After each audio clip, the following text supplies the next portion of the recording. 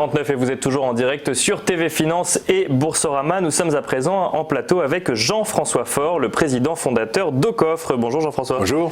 Alors Aucoffre, qui est une entreprise spécialisée dans l'achat et la revente d'or physique, je précise, mais également d'autres métaux précieux. Et on va justement parler d'or ensemble, puisque l'or vient de franchir un nouveau sommet, 1380$ l'once, qui était la résistance et qui aujourd'hui a été franchi. Oui, exactement. Alors c'était vraiment un cap qui était attendu depuis 2013.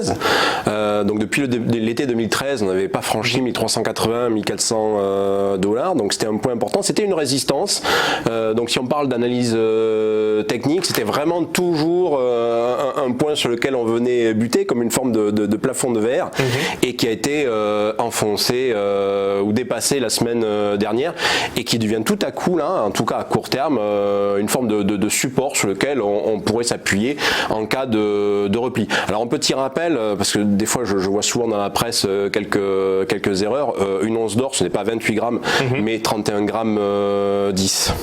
31 grammes 10, très bien, donc ça devient un support. Est-ce que vous pensez que ça peut devenir un support à long terme ou Alors là, moi, je ne vais pas me projeter dessus parce que l'or, en forme de boutade, c'est un peu comme la plus vieille crypto-monnaie du monde. Donc elle n'est gérée par vraiment personne, mais par plein d'acteurs en même temps. Donc personne n'a vraiment la main dessus. Et donc il est impossible de connaître le cours 5 minutes à l'avance. En tout état de cause, il y a des éléments qui aujourd'hui sont forts, en tout cas pour un soutien de l'or. Et c'est d'ailleurs les raisons pour lesquelles il a franchi ce seuil. C'est bon, déjà la guerre commerciale, qui est déjà en place là depuis des mois et qui est un vrai bruit de fond qui soutient assez fortement l'or et qui a notamment poussé depuis là encore des mois certaines banques centrales à acheter massivement. Donc je prends par exemple le cas de la Russie qui en quelques mois a acheté plus de 400 tonnes d'or. C'est énorme. Donc c'est les États en fait qui achètent de l'or, parce qu'on connaît l'or comme valeur refuge, mais on imagine ça pour les particuliers. Là en fait c'est les États qui achètent de l'or. Non, mais les particuliers en dehors des Indiens ne sont pas les personnes qui soutiennent d'une quelconque manière le cours de l'or. Le cours de l'or aujourd'hui, son sous-jacent, c'est en gros son coût d'extraction. Ouais, donc ça c'est une vraie manière de calculer son prix, et ensuite l'offre et la demande sur des industriels ou notamment ensuite de la demande notamment de banques centrales ou de grandes banques. Donc en ce moment c'est plutôt les banques centrales qui tirent ça vers le haut, et d'ailleurs c'est intéressant de le noter que le cours soit à la hausse avec justement l'achat assez massif des banques centrales, parce qu'au même moment pendant plusieurs mois on était plutôt assez stagnant sur la demande industrielle. D'accord. Vous voyez, donc si on avait attendu que la demande industrielle pour voir le cours de l'or à la hausse, ce n'aurait pas été le cas, voire même plutôt il aurait été à la baisse. Donc par rapport à ça, c'est assez intéressant d'observer un petit peu ce gap qu'il peut y avoir entre les deux en ce moment. Et donc il y a ce contexte donc avec la guerre commerciale qui fait que on sait pas vraiment quelle direction l'économie mondiale va prendre, et donc vous nous avez cité le cas de la Russie. Il y a d'autres pays du coup qui enflouent leur stock. On a la Chine de manière évidente, parce que leur objectif c'est de se libérer petit à petit des bons du trésor américain. Et surtout de sortir du dollar. Voilà, exactement, définitivement. Ils ne peuvent pas le faire d'un seul coup parce que sinon ça déséquilibrerait complètement le monde économique. Donc ils le font petit à petit, vous voyez. Donc ça c'est un point majeur. Et puis après à la marge vous avez d'autres pays, Turquie, Azerbaïdjan, etc. qui ont des positions assez fortes. Alors donc on a cette guerre commerciale, et puis après il y a des éléments un peu plus ponctuels, comme par exemple et c'est ce qui a fait en grande partie peut-être pas basculer, mais en tout cas soutenir ce cours au-dessus des 1380 et 1400$, c'est tout simplement les conflits avec l'Iran qui est peut-être en train de se préparer, ou en tout cas des relations qui deviennent très très tendues entre les États-Unis et l'Iran. Oui, bien sûr, en fait c'est un contexte qui fait que du coup on a envie d'aller vers des valeurs un peu plus sûres. Clairement, et puis après mathématiquement tout vous y pousse à en acheter, voire à y rester, parce qu'on rentre dans une logique de taux bas, voire même de taux baissier. Alors on pensait que les taux ne pouvaient pas baisser plus bas, et en fait si, la BCE est capable de les baisser encore plus, et la Fed est capable de faire machine arrière. C'est-à-dire que les mois précédents, ils avaient eu décidé de plutôt partir à la hausse. Bien sûr. Et aujourd'hui, Powell... on freine un petit peu, on En tout cas, on attend. Exactement. En tout cas, il peut y avoir des signes qui indiqueraient que même les taux américains puissent repartir à la baisse.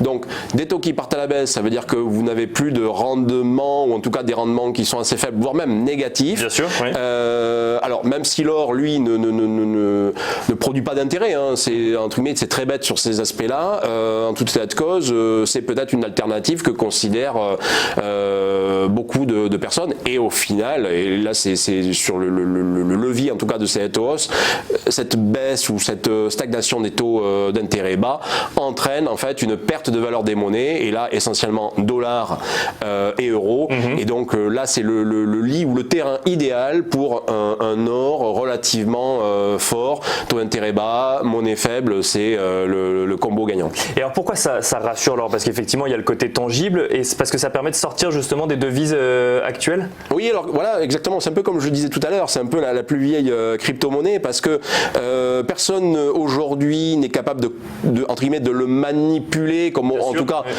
l'or est manipulé comme toute chose, même le bitcoin est manipulé, mais en tout cas pas au niveau de nos monnaies. Donc ça veut dire que les gens considèrent que c'est quelque chose qui est resté un petit peu intègre et vers lequel ils peuvent aller, parce que ça va être compliqué d'infléchir le cours de l'or par rapport à une tendance forte. Vous voyez, aujourd'hui, il est évident que des grandes banques ou certains États aimeraient que l'or n'aille pas à ce niveau-là, parce que quand on va vers l'or, on ne va pas vers autre chose. Vous voyez, vers des actions, exactement. des obligations, Et c'est vrai que l'or n'est pas nécessairement un produit qui soutient l'économie, etc. Et évidemment, il est défensif.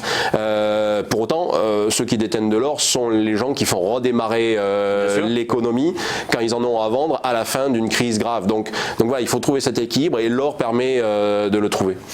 Alors on a vu plusieurs graphiques défiler pendant qu'on parlait de tout ça, notamment l'évolution de l'or à 6 mois, à 5 ans ou à 10 ans. Là on a vu donc l'or a passé cette résistance de la semaine dernière des 1380 $ l'once. Si on regarde à un peu plus long terme, quelle est la tendance de l'or? On est en hausse constante? Alors, depuis le début des années 2000, ce qu'on observe, c'est effectivement une hausse assez constante. Il y a eu en 2011, alors certains diront une bulle, moi je dirais que c'est pas une bulle, c'est juste une réaction naturelle à un événement surnaturel pour lequel l'or est vraiment câblé, un peu comme une forme de bouclier pour se protéger. En 2011, l'euro a failli exploser. Je ne sais pas si vous vous souvenez, mais les ministres de l'économie des différents pays européens ne savaient pas à quoi ressemblerait le jour d'après. Et ça, c'est arrivé en plein été 2011. Enfin, il y a eu évidemment des prémices, mais le climax était courant été 2011. Et là, on avait en septembre, justement 2011, un record du cours de l'or qui dépassait les 1900 $, mais qui était une réaction logique. Et ensuite, une fois que cette crise de l'euro a été réglée, bien, entre guillemets, l'or n'avait plus vraiment de job à assumer, et il s'est un petit peu replié.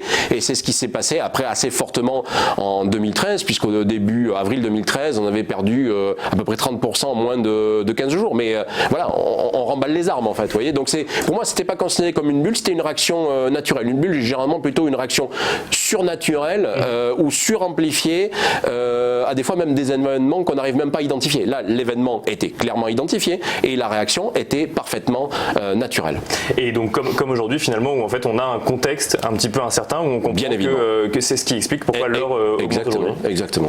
Alors on parle de l'or, mais du coup on a parlé des taux bas, ce qui m'amène également à vous parler du livret A. On peut lire dans la presse que parfois le livret A fait perdre de l'argent, ou en tout cas qu'on en gagne plus autant qu'avant. Quelle est votre position sur le sujet? Alors, pendant de nombreuses années, le livret A était calé sur l'évolution de l'inflation, qui faisait que, bon an mal an, il était légèrement un peu plus élevé que le coût de l'inflation. Donc, si vous gardiez de l'argent sur le livret A, eh bien, comme ça, sans rien faire, alors le livret A a une vraie utilité, puisqu'il finance des logements, etc. Donc, il a une véritable utilité. Mais globalement, vous faisiez une bonne œuvre, et vos intérêts qui étaient nets d'impôts vous rapportaient plus que de consommer ces euros. Et c'était relativement sûr. Oui, voilà, exactement. Aujourd'hui, c'est plus tout à fait le cas, puisqu'en 2017, il a été décidé de globalement geler un petit peu ces taux d'intérêt, et le gouvernement a absolument le droit de le faire, qui fait qu'aujourd'hui, c'est comme si vous aviez une forme d'intérêt négatif. Alors, on est à 0,75%, mais on est en dessous de l'inflation.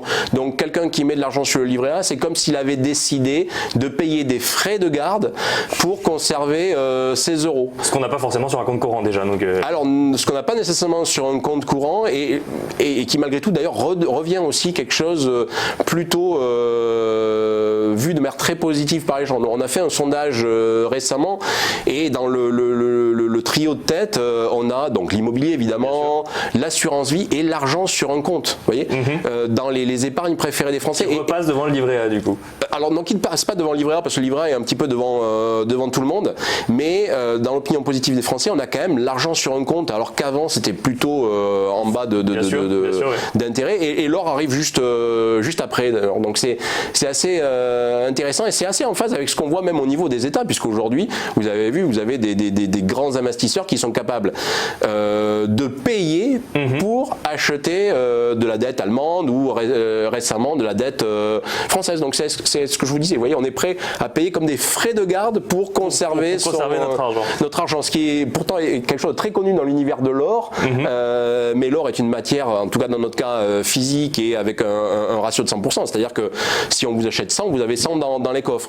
Là, dans le cas des monnaies, notamment dans l'univers bancaire, on reste quand même sur des réserves fractionnaires, donc vous êtes prêt à payer des frais de garde pour quelque chose dont votre banquier ne possède pas l'intégralité. Alors un mot sur le graphique qu'on voyait à l'écran justement sur l'évolution de l'or et du livret A. Si on avait eu 100 € en fait en 2007, je crois que c'est ce qui apparaît sur le graphique, du coup l'évolution aurait été complètement différente. Oui, tout à fait. Alors aujourd'hui on aurait 2 fois plus de valeur à revendre du côté de l'or, alors qu'on serait passé à 119 € du côté du livret A. Alors voilà, on s'est amusé à faire cette comparaison, mais qui n'en est pas vraiment une, parce que l'or, lui, ne va pas dégager d'intérêt annuellement. Vous n'allez produire une plus-value ou moins de value que lorsque vous allez revendre. Mais c'était intéressant de faire la comparaison. Imaginez qu'aujourd'hui, on décide d'utiliser les euros de notre livret A ou on décide de vendre notre or. Bien effectivement, sur l'or, on a 2 fois plus de valeur que l'on peut utiliser pour acheter des biens courants.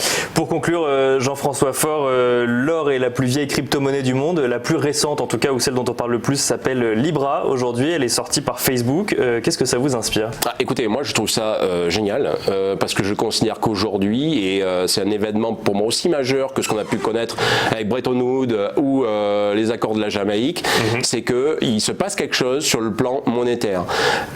Et c'est la première fois de l'humanité où vous avez une si forte proportion d'humains qui peuvent être touchés par une monnaie globale. Et là, c'est un vrai souci. C'est la raison pour laquelle les États souverains sont extrêmement secoués et décident très très prochainement de se réunir pour savoir à quelle sauce ils vont manger ou démanteler Facebook, puisqu'aujourd'hui Facebook devient une entité à abattre. La problématique, c'est que abattre Facebook avec entre guillemets plus de 2 milliards d'utilisateurs, c'est un peu compliqué parce que c'est quelque part se battre contre 2 milliards d'utilisateurs. Alors on voit en France un gouvernement qui lance par exemple des mesures et qui globalement embête 100 000 personnes qui descendent dans la rue et font que quelques mois après le gouvernement sort un plan à 10 milliards.